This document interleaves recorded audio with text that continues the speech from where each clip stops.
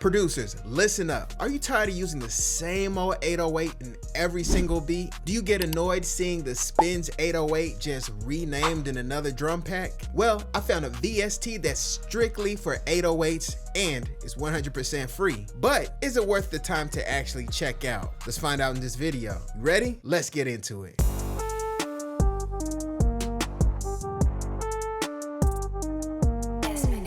So the plugin is called 808XD and it's by a plugin company called Audiolatry or Idolatry. So here's the plugin. Let's go ahead and do a quick overview. So we have here the global section where we can control the gain or the pan of the 808. We can also control the attack and release. So let's play this 808 here. I can make it shorter. So you can really customize the 808. Next, we have the distortion section. We have, of course, drive, gain. Then we have mix here, so we can add more distortion to the 808. Let's see how that sounds. Okay, so you can really trash it and just crush it totally. And also we have here cabinet. So this is gonna sound like the 808 is like recorded from a guitar cabinet, something like that. So let's take a listen to that.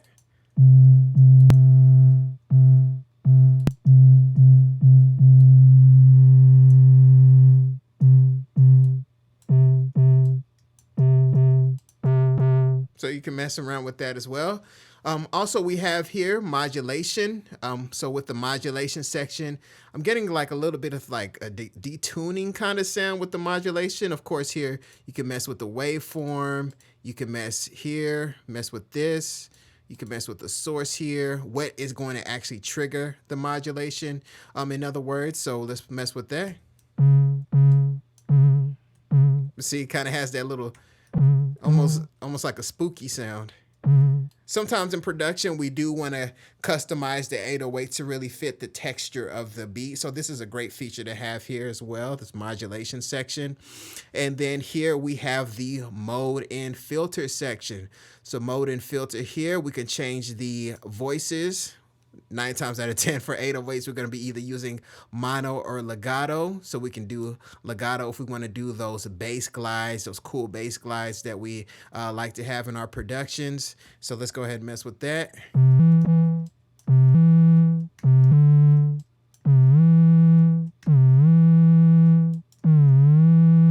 Okay, pretty interesting. You can just get things sitting exactly the way you want it to.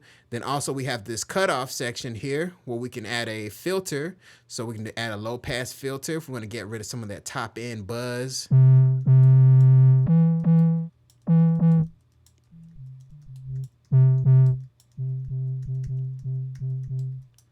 Okay, then we have high pass.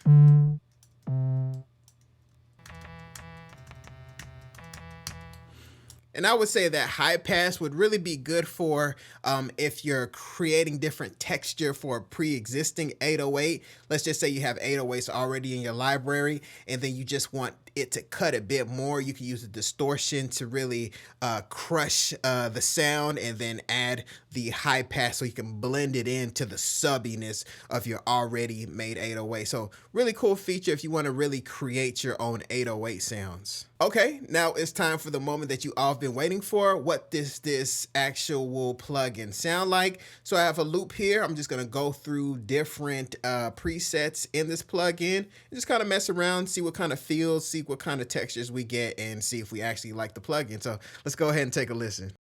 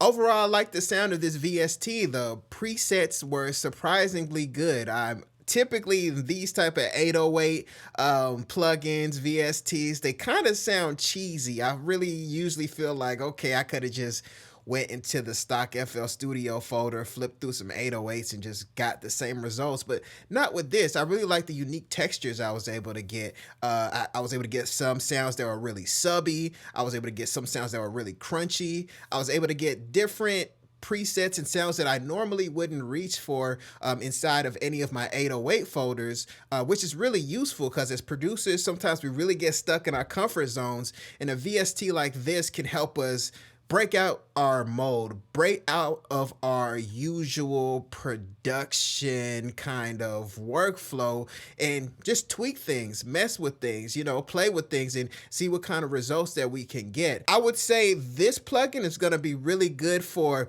experimentation with different unique textures and sounds in your beat. Also, if you're going to create your own drum packs, I would say these sounds are really good raw material that you can use to kind of blend and tweak and use your own mixing plugins to really set things down the way that you want them to. At times, I did get a little bit of stock vibes from the sounds, kind of like stock sounds, but not too much. It wasn't overwhelming for me. I felt like as I was listening to the beat in context with the loop, I didn't feel too much out of my zone. I did get a little bit of stock vibes, but not too much. Just a little bit of tweaking is going to make things sound polished, sit in the mix, sit in the beat the way that it needs to, and really in no time. So I recommend that you guys check out this plugin. There's going to be a link to it in the description or the pinned comment. This is not a sponsored video, of course, because this is a free plugin. So make sure you guys check it out and let me know what you think about it in the comments. I hope you enjoyed this video. If you did, make sure you hit like and subscribe. My name is Desmond A, and I'll be back with more great videos. Peace. Desmond A.